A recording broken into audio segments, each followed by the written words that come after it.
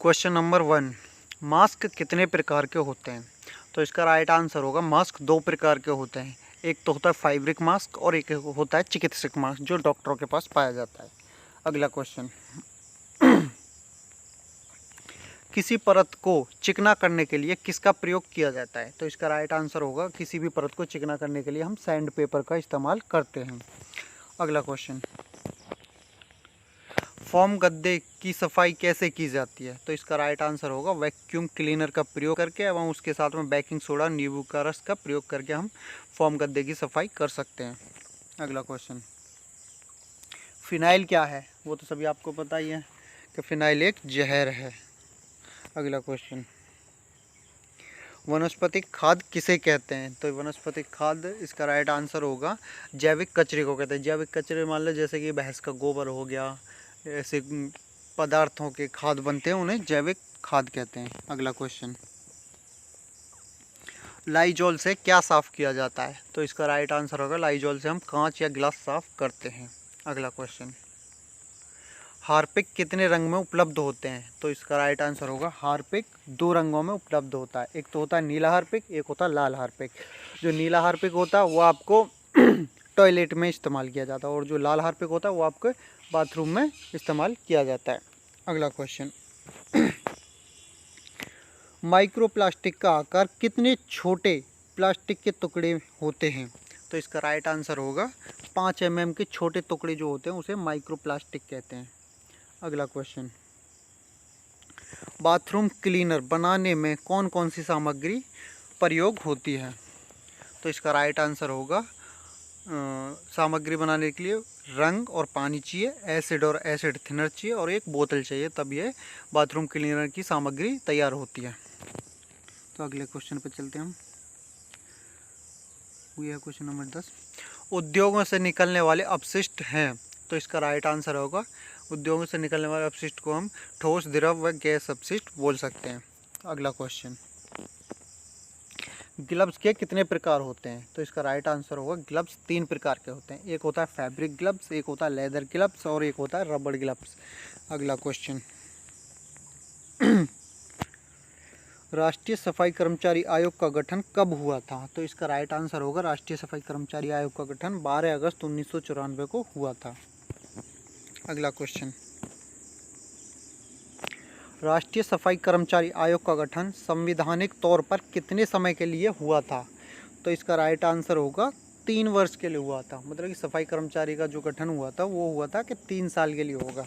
अब परमानेंटली अब तो स्वच्छ भारत मिशन चला दिया तो स्वच्छता ज़रूरी है, तो वरना ये 3 साल के लिए चला था। तो अगला क्वेश्चन, सफाई कर्मचारी आयोग का मुख्यालय कहाँ है? तो इसका सफाई कर्मचारी आयोग का मुख्यालय दिल्ली में है। अगला क्वेश्चन, राष्ट्रीय सफाई कर्मचारी आयोग के अध्यक्ष कौन है? तो इसका राइट आंसर होगा एम वेंकटेशन, इसका राइट आंसर होगा। अगला क्वेश्चन, एकल आयोग प्लास्टिक क्या होता है? तो इसका राइट आंसर होगा एकल आयोग प्लास्टिक डिस्पोजेबल होता है ये। अगला क्वेश्चन, एकल आयोग प्लास्टिक एक डिस्पोजल सामग्री है जिसे फेंकने या पुनर्चक्रण से पहले कितनी बार उपयोग किया जा सकता है? तो वो सभी आपको पता है डिस्पोजल सिर्फ एक ही बार यूज किया जाता है, तो इसका राइट आंसर होगा 1 बार। अगला क्वेश्चन, 1 लीटर बाथरूम क्लीनर बनाने में कौन सी सामग्री उपयोग होती है? तो इसका राइट आंसर होगा पानी और रंग हम 800 ml लेंगे, acid 200 ml, acid thinner 30 ml लेते हैं, तो 1 किलो मतलब 1 लीटर बाथरूम क्लीनर उससे तैयार हो जाता है। तो अगला क्वेश्चन, किस कचरे को पुनर्चक्रण नहीं किया जा सकता है? तो इसका राइट आंसर होगा लकड़ी को पुनर्चक्रण नहीं किया जा सकता। पुनर्चक्रण मतलब कि दोबारा से नहीं बनाया जा सकता है। तो इससे अगला क्वेश्चन देखते हैं, रद्दी कागज को पुनः उपयोगी किस प्रकार बनाया जाता है? तो इसका राइट आंसर होगा पुनर्चक्रण प्रणाली द्वारा। अगला क्वेश्चन, मानव के लिए स्वच्छता क्यों आवश्यक है? तो इसका राइट आंसर होगा स्वस्थ रहने के लिए, शरीर शुद्ध रखने के लिए, मन बुद्धि तथा पर्यावरण शुद्ध रखने के लिए मानव को स्वच्छता आवश्यक है। अगला क्वेश्चन,